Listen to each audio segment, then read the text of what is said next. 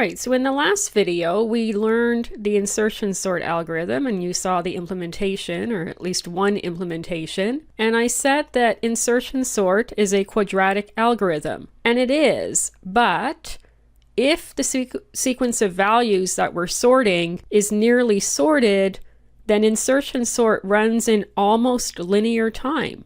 And it does that because it doesn't have to do as much shifting. Think about it. If most of the values are already sorted, then only a few values will actually have to be inserted into the sorted partition, and the amount of shifting will be reduced.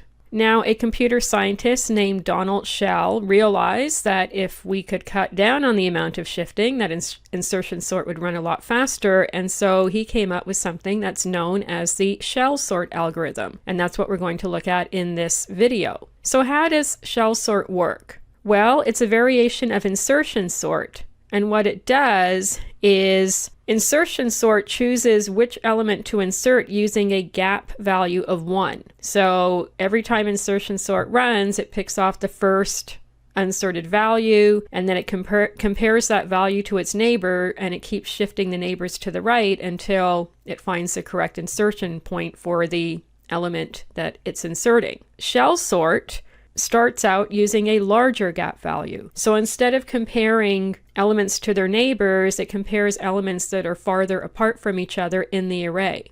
And then as the algorithm runs, it reduces the gap that it's using. And the goal is to reduce the amount of shifting that's required. So as I said, as the algorithm progresses, the gap value is reduced. So shell sort traverses the array with a certain gap value, and after it's done its first traversal with the initial gap value, it decreases the gap, and it does it again. And it does this, and this is very important, it keeps reducing the gap value until the gap value is 1. Now when the gap value is 1, we're essentially doing an insertion sort.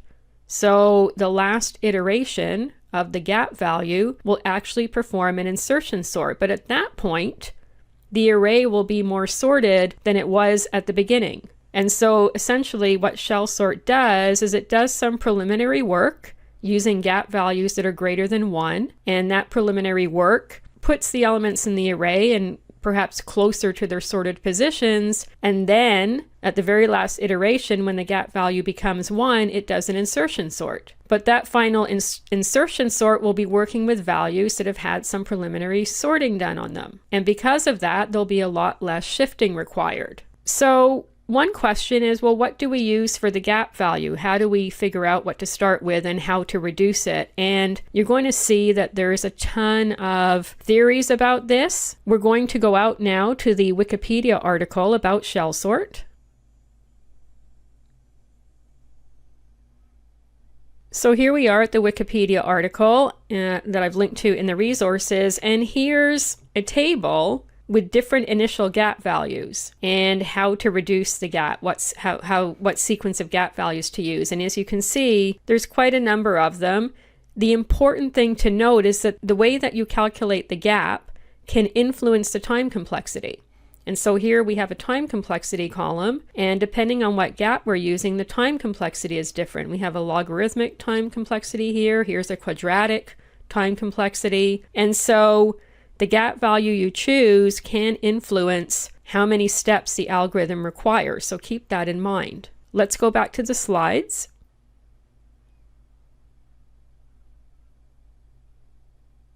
Okay, so there are a number of ways we can calculate the gap value. One really common sequence is used for the gap value, and the gap is also called the interval, is the Knuth sequence. I think that's how it's pronounced. I've never pronounced it before, said it out loud, so I don't know if the K is silent or not, but it's the Knuth sequence. And this says that we calculate the gap using 3k minus 1 over 2. And the initial value that we want to use is based on the length of the array. What we want is we want to use the value of k that's going to calculate to a value that's as close as possible to the length of the array without going over.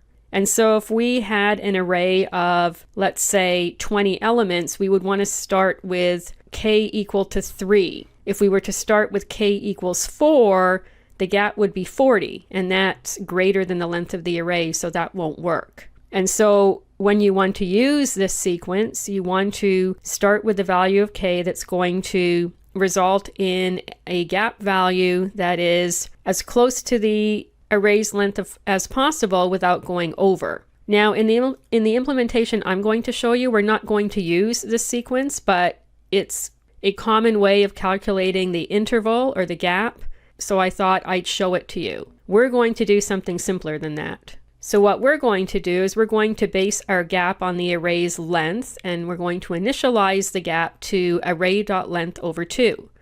And then on each iteration, we're going to divide the gap value by 2 until we hit 1. Now, our array only has 7 elements in it, and so the first gap value is going to be 7 over 2, which is 3, and then the second gap value will be 3 over 2, which is 1. So we're actually only going to have 2 iterations for this array. So on the first iteration, we'll use a gap value of 3, and then on the final iteration, and this is always true for shell sort, the gap value will be 1, and at that point, we'll be doing an insertion sort.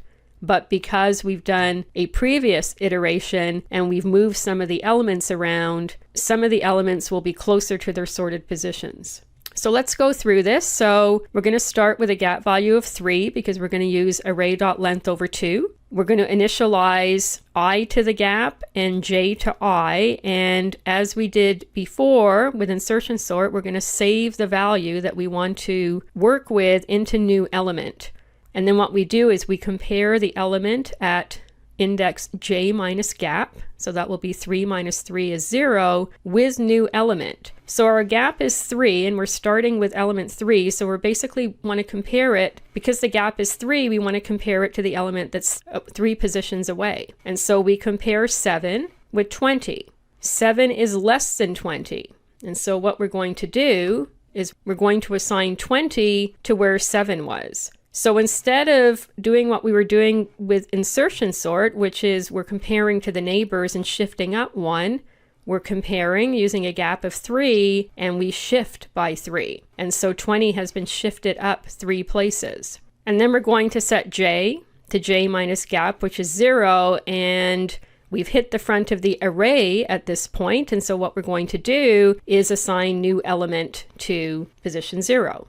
So what we've basically done is we're kind of doing an insertion sort, but we're using a gap of 3. So what we're going to want to do next now is move I to 4. And j becomes I, which is 4. The new element is 55, and we're going to compare 55 to 35 because that's 3 elements away. 55 is greater than 35, so we don't do anything. Everything remains as it is.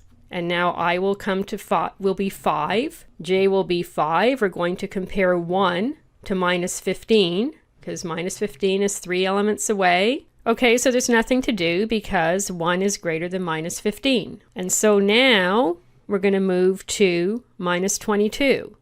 And we're going to assign that to new element, and we're going to compare it to the element that's 3 positions away from it. And minus 22 is less than 20. So we're going to assign 20 to position 6. Now at this point, we're going to subtract the gap from j, and then we're going to compare minus 22 against what's at position 0, because we want to go 3 elements away again. Minus 22 is less than 7, so we're going to shift 7 into position 3. And at this point, we've hit the front of the array. There are no more elements to compare minus 22 against, and so we assign minus 22 to position 0. And at this point, we've hit the end of the array, and so we have finished our first iteration with gap equal to 3. Now notice that the array is more sorted now than it was before. And we've moved minus 22 all the way to the front of the array, and we did that with 1 assignment. And so in insertion sort, pure insertion sort, at some point we would have had to have shifted minus 22 down, or rather in the implementation I showed you, every single element would have had to have been shifted up to make room for minus 22. But in this sort of pre-sorting phase, when we're using a gap of 3, minus 22 was moved very quickly down to the front of the array. We've also moved 20 closer to its sorted position. 20 started at the front of the array, and now it's only 2 positions away from where it usually ends up in the sorted array. So you can see how doing this preliminary work before we get to insertion sort will cut down on how much shifting we have to do. So at this point, we're going to update the gap. We're going to divide 3 by 2 and we'll get 1. And so at this point, we will actually do an insertion sort because the gap is going to be 1. So we're going to be comparing everything to its neighbors, and when we shift, we're going to be shifting up by 1. And so at this point, we'll do an insertion sort, but we're doing an insertion sort on an array that has had some preliminary work done on it. And so there's going to be a lot less shifting, and that's what shell sort is all about. So shell sort is an in-place algorithm, just like insertion sort. We're working within the original array. Now, as you saw, it's really difficult to nail down the time complexity because it's going to depend on the gap. It's going to depend on the method that you're using to choose the gap. In the worst case, it can be quadratic. We saw that when we went out to the table on Wikipedia, but it can also perform much better than that. It doesn't require as much shifting as insertion sort, so as I said, it usually performs better than insertion sort. However, it's an unstable algorithm. Insertion sort is stable, but shell sort is unstable, and you can see why. It's because in the pre-insertion sort phase, when we're comparing elements that are far away from each other, it's very possible that if we have a duplicate element, the rightmost element will be shifted in front of the leftmost element. So the fact that we're examining elements that are further away from each other can lead to the relative positions of duplicate items not being preserved. Now, one last note before we go to the implementation, you can also improve bubble sort using shell sort, and it would be the same type of idea. You would use a gap interval. Remember, in bubble sort, we're always comparing elements to their neighbors, and then we're swapping and bubbling elements up. Well, it's the same sort of idea. So in bubble sort, if we use a gap of 1, that means we compare to the neighbors and everything gets swapped up 1 position. Things get bubbled up. If we do some preliminary work, and in this case, rather than just shifting elements, we'd actually swap them, we can improve bubble sort. So you can apply shell sort to insertion sort and bubble sort and improve both algorithms that way. With insertion sort, you're cutting down on the number of shifting, and with bubble sort, you'd be cutting down on the number of swaps that you have to do. Okay, so that's it for taking a look at how the algorithm works. Let's implement it. I'll see you in the next video.